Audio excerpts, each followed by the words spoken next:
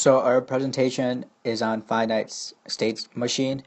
As we know, we've talked about this in class, but we want to see how it's actually used in the real world. And in this sense, the finite state machine is used in gaming. Now, before we get into how exactly these finite state machine is involved in gaming, we first need to know what um, artificial intelligence is. And in the gaming world, it basically controls all the non-human entities in a game. For example, the cars driving around, maybe when you're playing a video game like Grand Theft Auto, or when there's other players shooting around without your interaction, because AI is what happens without the user interaction. And what's not considered part of artificial intelligence is when the user gets involved. For example, the block and Tetris are not AI, or either is a flag blowing in the wind. Now that we kind of know what AI is, we need to understand how it exactly works. Now, the AI system has three steps to it in terms of gaming engine. The first one is the sensing phase, which determines the state of the world. And it may be very simple, like the state changes all come by messaging, or very complex by figuring out what is visible, where your team is, etc. And then is the thinking phase.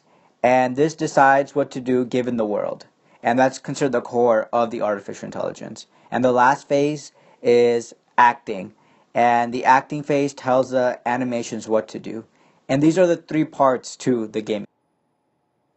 Now, some of us have already taken CS 341, and we know about event-driven programming. And it's also used in artificial intelligence.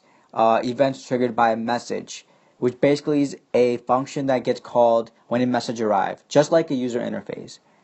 Examples are like hearing a sound, someone entering your field of view, a certain amount of time that's passed, so it would update itself. So now we come to the part of where the finite state machine are involved. Now, when you're looking at artificial intelligence, this question always comes up about given the state of the world that you're in, what should I do next? And this is what finite state machines allow you to do. It gives you a range of different solutions in the academic world. Now, how does the finite state machine get involved in the game? Now, for example, when the game character is behaving in a certain way, it can be modeled in a sequence of different mental states, where each change is driven by some type of action of the player or other character. Now, here's a simple example of a finite state machine. For example, you're playing a game where you have to gather a certain amount of treasure, and you see a monster in sight, so you transition to flee. And then while you're fleeing, you transition, if there's no monster, to gathering the treasure again. And if not, you transition to fight because you're cornered. And if you fight and you transition to defeating the monster, then you can go ahead and gather the treasure again.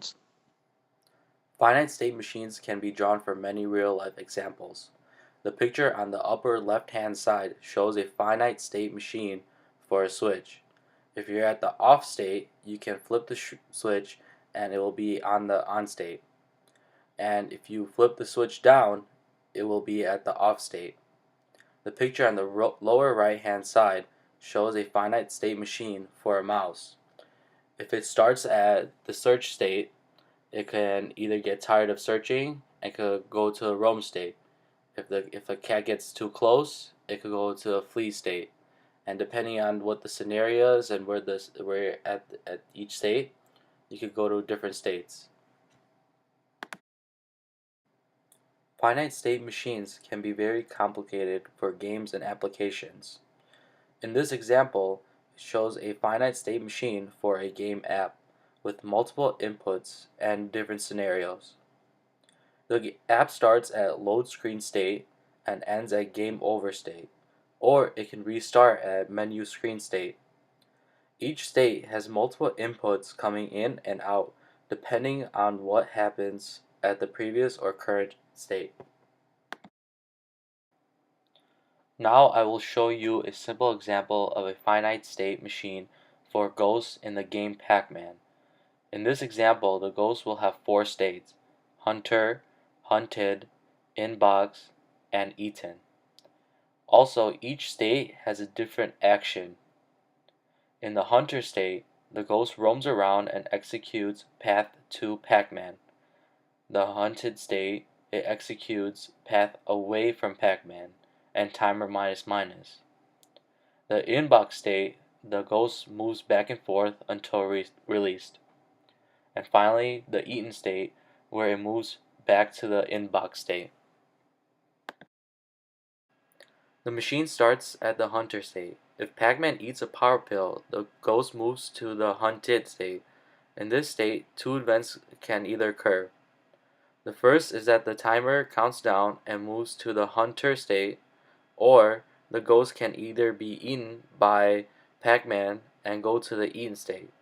From there, the ghost moves to the inbox state and will stay there until timer reaches 0 and it will restart at hunter state. Some of the advantages of finite state machines is that they are very fast with the implementation of one array access. They can be used to express simple behavior. They can be compiled into compact data structures, static and dynamic memory. Also, it creates a tool to help non-programmers build behavior, and non-deterministic finite state machines can make behavior unpredictable. Some of the disadvantages of finite state machines is that the number of states and arcs grow very fast. Also, there is a disadvantage in proportional representation. For example, in the Pac-Man example we talked about earlier, it is difficult to implement the pick up the better power or attack the closest enemy. Also, it is very difficult to count because to take care of the counting, we need to add extra states. A lot of times, finite state machines can be used to write and understand code. This code is used to represent the finite state machines of the ghosts from the Pac-Man example discussed earlier. Notice there are three different states represented by a switch case. In each state, there is a function and a transition to different states depending on the condition or scenario. The examples we showed earlier were simple action and straightforward. But what happens if there is no simple action for a state? The solution is to expand a state into its own finite state machine, and this is known as hierarchical finite state machine, which explains what to do if in that current state. Some events move you around the same level or move you up a level. Also, when entering state, you have to choose a state for its child in the hierarchy, which depends on the nature. In this example we talked about earlier, has a hierarchical finite state machine in the gather treasure state. It has its own state machine to follow one inside that current state. This can also be similar in the Pac-Man example we did earlier. The final thing we are going to talk about is efficiency and optimization. In AI, finite state machine is a very efficient and useful tool. Yet there's also room for more improvement. Thank you for listening to our lecture on finite state machine in gaming.